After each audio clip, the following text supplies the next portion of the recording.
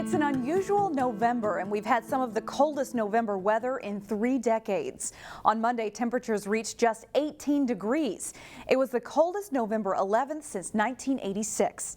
Locally, our premature winter has lakes freezing over already. Eric Nelson has more. We've got January weather in November. It feels like the North Pole outside, but don't be fooled by these cold temps. This ice is definitely not thick enough to go on. Looks can be deceiving.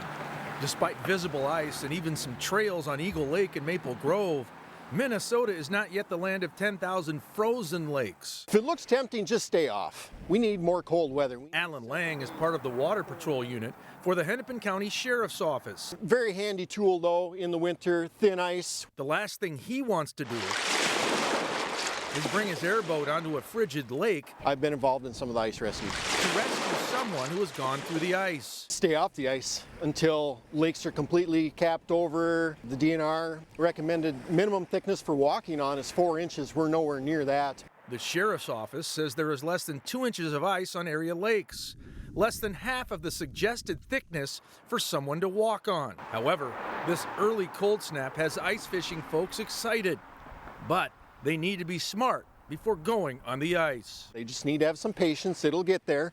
But if they're out there and they fall in, they're endangering me too, my partner. Now, just to give you an idea of what kind of freeze is going on, there is ice right here, but a few feet away, open water. Reporting from Lake Minnetonka, I'm Eric Nelson, CCX News. On cold days like today, many people like to warm their car up, but doing that in some cities can lead to a ticket or a stolen car. Brooklyn Center officials say they typically see a spike in auto thefts this time of year. In fact, they've had a couple of them this past week. Most of the stolen vehicles are due to people leaving their vehicles running with the keys left inside. It's against the law to do this. Brooklyn Center has an open ignition ordinance that prohibits vehicles left running while unattended. Local lawmakers showcase why a couple of projects in the area could benefit from state bonding dollars. Nothing beats personal experience, so if they're able to see with their own eyes some of the needs in the communities all over the state, I think it's the best approach, and I know the bonding committee is the most active committee at getting around the state to see the projects they're considering. The Crystal Police Department was one of several stops for members of the House Capital Investment Committee on Tuesday. Crystal is asking for $4 million in bonding assistance to help build a new city hall and police station. Tuesday was an opportunity for police to show lawmakers how the building, which was built in 1960, is no longer adequate for things such as evidence collection, housing of prisoners, and basic storage needs. It's a $16 million project, which for a city the size of Crystal's is no small investment, and so we'd certainly appreciate the state's help in helping to fund this critical need for the community. Earlier in the day, the House committee toured the area near Highway 55 and Douglas Drive in Golden Valley, as well as the Purpose Center for Arts Education. Both are looking to be included in the 2020 bonding bill. The man who helped grow Golden Valley-based Mortenson Construction into a national construction giant has died. Mortenson died Saturday after a battle with cancer. He was 82 years old. Mortenson took over the company from his father in 1969. At the time, he was 33 years old. He would go on to build the company from 14 employees to more than 7,500. Mortenson Construction is now the 16th largest contractor in the U.S. Its fingerprints are all over the Minnesota sports map. Its projects include U.S. Bank Stadium, Target Field, TCF Bank Stadium, and the Xcel Energy Center. It also built the original Target Center as well as the major remodel of it, and recently built Allianz Field as well. Mortenson's son, David, took over the company in 2015. A funeral service for Mort Mortenson is scheduled for November 23rd. Kimberly Lane Elementary School in Plymouth is once again closed due to a broken water main line. The school says it's the same water main that broke last month, but this time it's about 75 feet away from the previous fix. Kimberly Lane students were sent home Tuesday morning. The issue didn't impact any other schools in the Wayzata district. Several chickens in Brooklyn Park died after a chicken coop went up in flames. It happened on the 8,000 block of Zane Avenue just after 5 Tuesday morning. The chicken coop was behind a home. The fire caused damage to the electrical and cable lines, but it was brought under control quickly and no one was injured. Keeping chickens is a violation of the current Brooklyn Park Ordinance. This fall, the City Council voted down a proposal that would have allowed homeowners to keep up to 4 chickens in their backyard. Give to the Max Day is officially November 14th, and that is the day when Minnesotans are encouraged to donate to their favorite nonprofit or school with the potential of having that donation matched.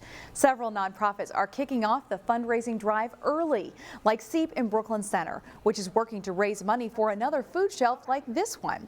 From now until Give to the Max Day, every donation can be doubled thanks to a matching grant from the board and Brooklyn Park's Hy-Vee store.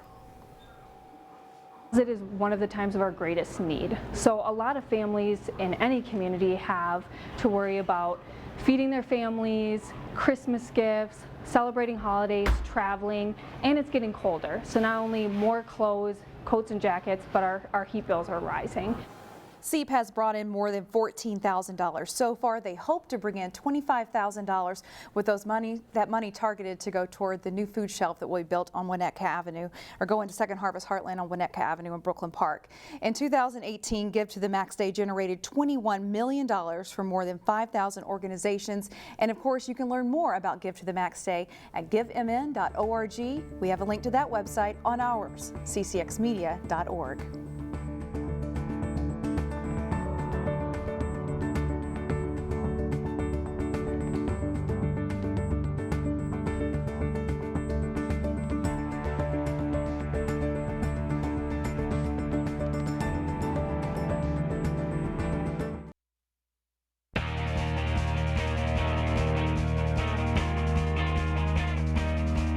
The Champlin Park football team is into the state semifinals for the 5th time in program history.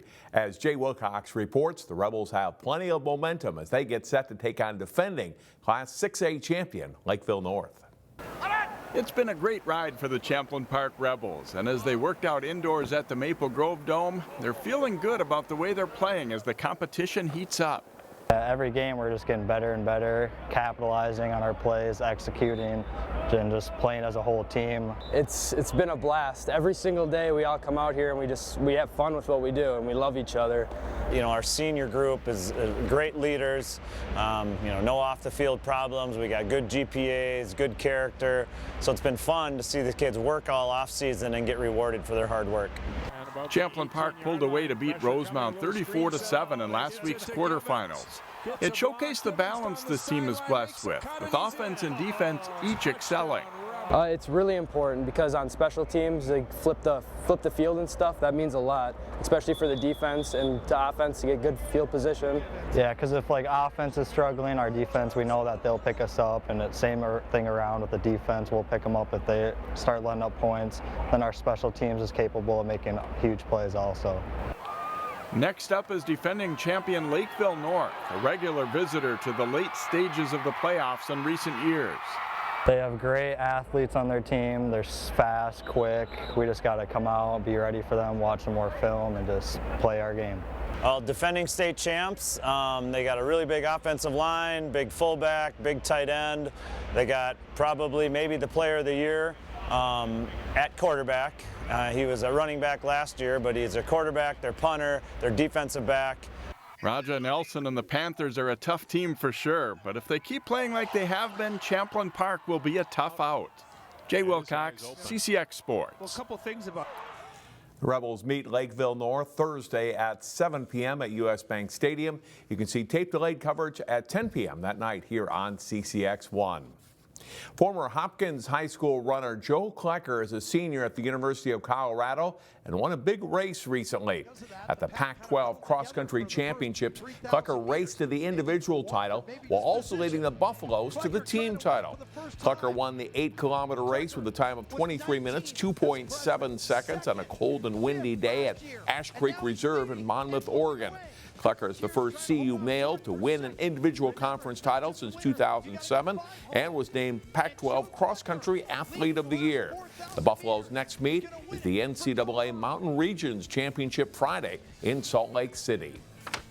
The girls' high school swimming and diving season wraps up this week with the state meet. On this week's Sports Jam show on CCX, we profile a Wayzata swimmer who qualified for state in 4 events. Wayzata senior Melinda Zhang remembers what it was like to be a newcomer to high school swimming as a 7th grader. It was definitely an eye-opener for me. It was kind of just like the introduction to like high school swimming. Definitely a lot of nerves, like swimming with the upperclassmen, but everyone was so welcoming and I just had so much fun, so like I loved it like instantly. She's grown up a lot. It was funny watching Melinda as a little 7th grader coming on the team. She'll laugh about it now too, but you know, she was in 7th grade and she was very new and she definitely cried and cried and cried. But she's grown up quite a bit and she's a lot stronger than I've ever seen her before. Melinda swims the 200 individual medley and the 100 butterfly this year, along with 2 relay events, and has qualified for state multiple times in both. It's a great program that has allowed her to flourish as a student athlete. I've definitely grown as like an athlete and a person, and it's really helped me to become a better person and a better leader. So it's helped me with my swimming too, and it's been a lot of fun. You can see the rest of that story and much more this week on Sports Jam. It's on through Thursday morning on CCX1 or available anytime at ccxmedia.org.